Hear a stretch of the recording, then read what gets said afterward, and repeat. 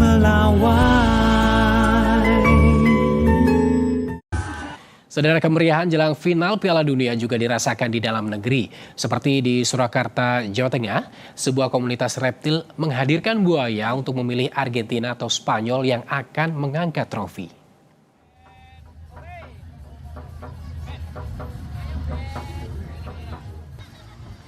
Car Free Day di Surakarta mendadak ramai dengan kehadiran Beben, seekor buaya yang dibawa komunitas reptil. Dengan lincah, sang buaya berjalan ke arah bendera Argentina saat diminta membuat prediksi.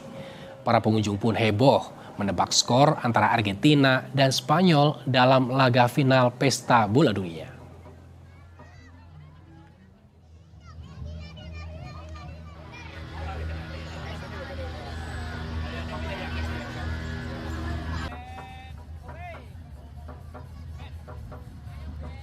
Iya, tadi Beben pas disuruh nebak skor Piala Dunia dia milih Argentina. Ya cuman buat seru-seruan aja. Karena sekarang juga banyak konten-konten yang unik, jadi kita bikin terobosan yang lain lah.